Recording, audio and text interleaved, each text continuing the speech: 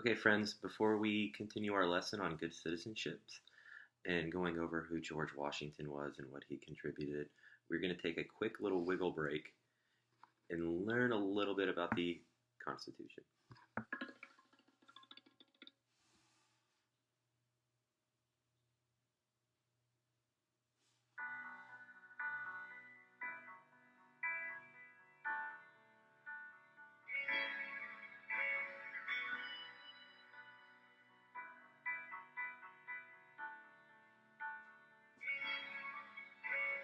Halfway across the globe, where we're standing on the ground, screaming across the waves, you can't hear the sound. There's no fair trials, no train, no liberties, no tea. We've colonized America, we won't stand for tyranny.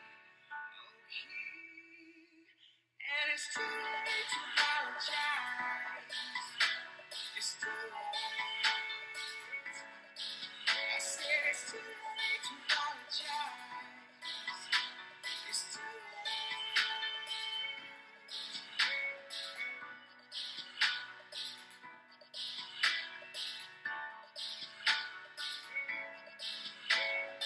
Paid your foolish tax, read the acts, and they just won't do. We wanna make it clear we believe this much is true. All men were created with certain unalienable rights. Among these life, liberty, and the pursuit of happiness. It's too late to apologize. It's too late. I said it's too late to apologize. It's too late.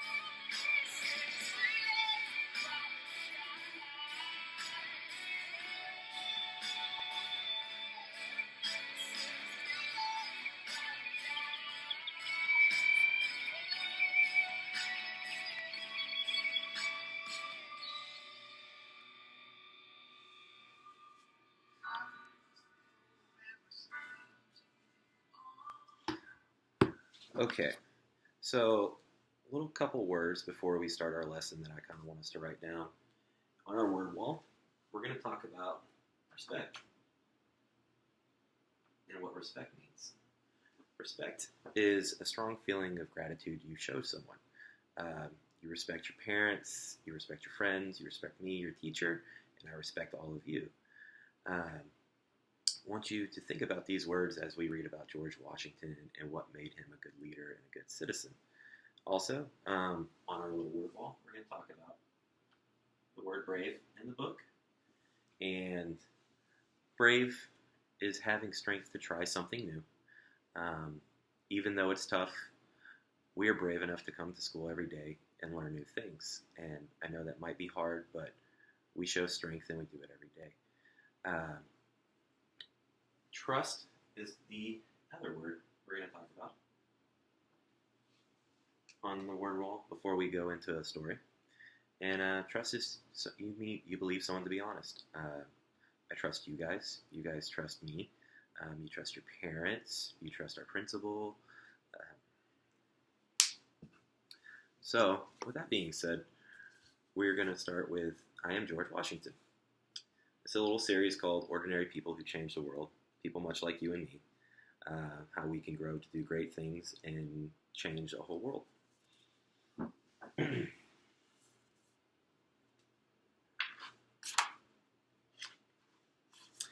I am George Washington. Okay. You know what one of the hardest things in life is? Being first. When you're the first to try new things, there's no one to show you the way. Now, I want us all to kind of think about the things we'll talk about with George and how we feel learning new things for the first time, and what are some of your feelings learning a little bit about George. And when we, just like last week when we learned greater than, less than, take this, ask you guys questions about how you feel being first.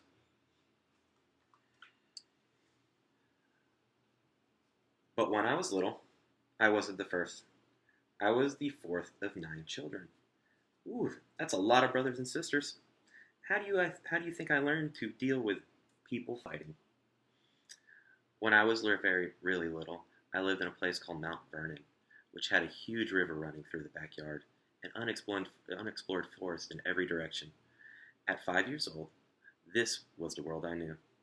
If you wanted to explore the forest, you had to be the first to go in. Think you're brave enough to go in there, George? Not yet, but soon. See, there's our little word brave. People will tell you that I was a perfect boy. They'll say I didn't tell a lie after I chopped down a cherry tree. But that cherry tree story isn't true.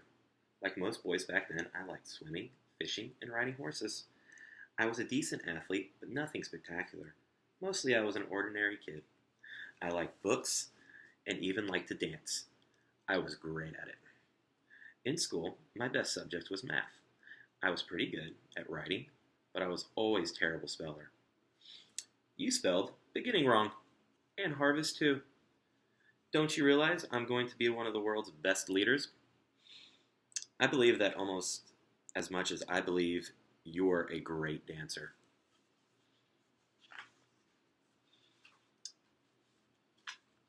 But remember when I said it was hard being the first? It's easier when there's someone showing you how it's done. This is my brother Lawrence. He was 14 years older than me, and no one had a bigger impact on my life. So George had his brother to teach him many things, much like you have your parents, you have me, your teacher, teaching you new things. I want you guys to think about how George's brother helped him grow as a good citizen, and how your parents have helped you teach you along the way, and how stuff that we've learned in school how have helped you grow, and relate that back to George Washington. What are some ways that you think George's brother taught him that maybe your parents taught you? What are you wearing? My military uniform, so I can fight for our country. You like it? It's amazing. I loved hearing the stories of his adventures. Thanks to my brother, I knew I wanted to serve in the military. Soon, though, I saw how uncertain life could be. When I was 11 years old, my dad died. We couldn't afford proper schooling, so my brothers had to teach me at home. I didn't go to high school or college, but I was committed to learning and building myself. You spelt it wrong. Then I'll do it again. And as a boy, I copied all the rules from a book of virtues. There were 110 in all. Number 11, don't gnaw your nails. Number 12, don't stand too close to people when talking or you'll spit on them. Number 100, don't use a fork or a knife to clean your teeth. Instead, use a toothpick. The most important was the first one. Every action done in company ought to be done with some sign of respect. I guess that one covers spitting on people too. When I turned 15, my mother told me I needed to get a job. Since I was good at math and precision, I became a surveyor. That is someone who explores large areas of land to find the boundaries. At 16, I went with a wealthy family called the Fairfaxes to survey the Blue Ridge Mountains in the Shenandoah Valley. There were no roads. The rain was fierce, and one night the straw mat I was sleeping on caught fire. The next night was even harder. But we kept going. Don't give up. Do we think that's brave? There was something special in treading a new path, something beautiful in doing what no one had ever done before. Just being around the Fairfaxes changed my life. They helped me get work. I observed how they lived, how they dressed, and how they ate. I even learned how to properly dance. He really does like to dance. That wasn't a joke. I was a great dancer. At the Fairfaxes, I ate with fine silver and beautiful china. At home, I ate with sticks at a fire. It was as if I was living in two worlds. But to me, both were equally important. You know you can eat with the rich folks every night, right, George? Yes, I know. When I got older, I joined the military. In my first big battle, I was on the British side, fighting against the French and the Native Americans. I was nearly shot 4 times.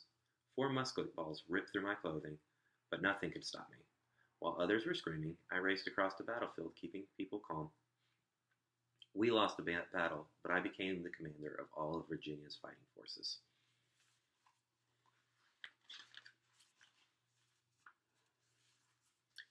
At the age of 23, I ran for office to be a member of the House of Virginia's legislature. I lost. That's right, I lost. Next time, I'll be better organized. But it didn't stop me. I tried again, and this time I won. I won re-election every time after that. But the world as I knew it was about to change. Remember when I was growing up? Well, the United States didn't exist yet. Back then, there were no states, just colonies, all of them controlled by England. We were ruled by the British king, named George III. The king is unfair. He wants us to pay more for everyday things like stamps and tea. We deserve to be free.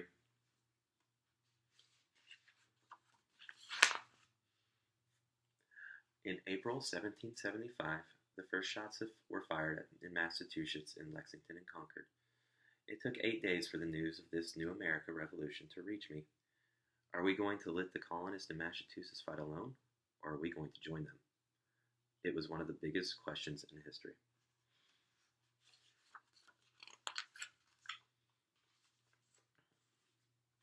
The answer came at a meeting called the Second Continental Congress. Our 13 colonies decided we would fight together against King George III. All we needed was a leader for the battle. And guess who they chose? Some say it was because I was a natural-born leader. Some say it was simply because I was taller than everyone else. But let me tell you a secret. I was the only one wearing a military uniform. Now, do we think we can relate that back to George seeing his brother wearing the military uniform and how proud he was to serve in the military?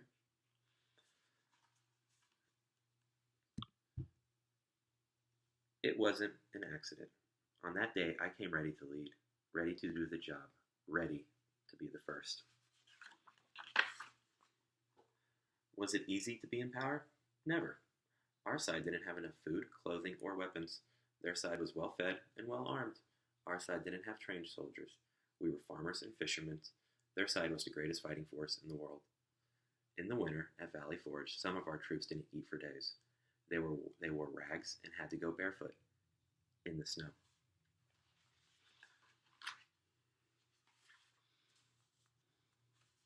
So how did we win? We were smarter. We wrote plans in invisible ink so the British couldn't read them. Cool, right? Invisible ink? My code name was 7-Eleven.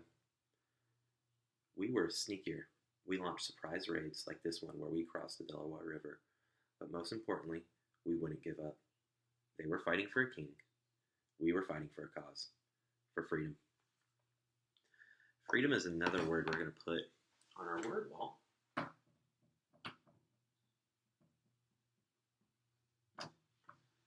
And it means we have the right to make our own decisions and to think for ourselves. I want you guys to think about some ways that you're free and you use your freedoms.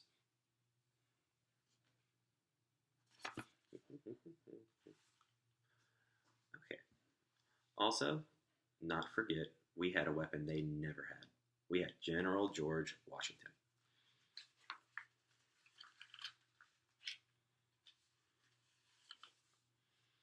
Okay.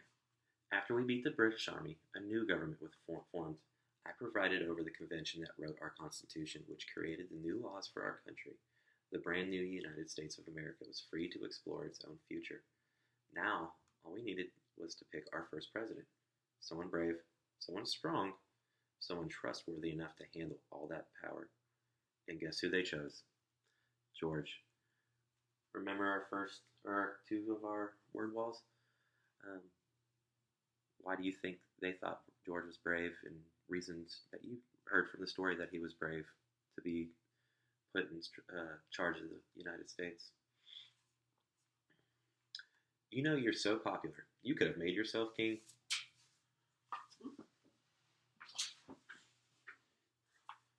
Yes, I know. At the end of the American Revolution, King George III asked someone what Washington planned to do after the war. The king was told that George was returning to his farm. If he does that, King George said, he'll be the greatest man in the world. And that's exactly what he did. And he did it again when he left the presidency after his second term. Some say it was my most heroic act. Instead of putting myself first, I put my faith in my country. I put my faith in you.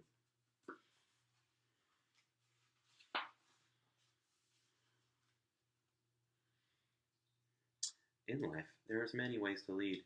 You can be a quiet leader, a tough leader, a bold leader, but leadership isn't about being in charge. It's about taking care of those in your charge. And our last little word for our word wall is that leader. Now, just like that definition in the book right there, a leader is someone who takes charge and takes care of those people, much like your parents or your leaders at home, at school. We have our principal who makes sure that we have proper supplies and takes care of all of us. I want you to think about George and what are some ways that you could be a good leader and why. When you're in a position of power, always look out for those who put their faith in you, and always forge your own road, because sometimes the most important trail is the one that no one has ever taken before.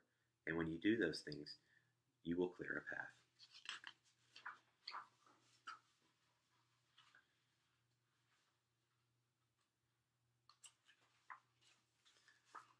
Leadership doesn't come from charisma or personality. It comes from courage. The courage to do what's right. The courage to serve others. The courage to go first. I am George Washington. Today they call me the father of our country. I have the courage to do what no one else had done before.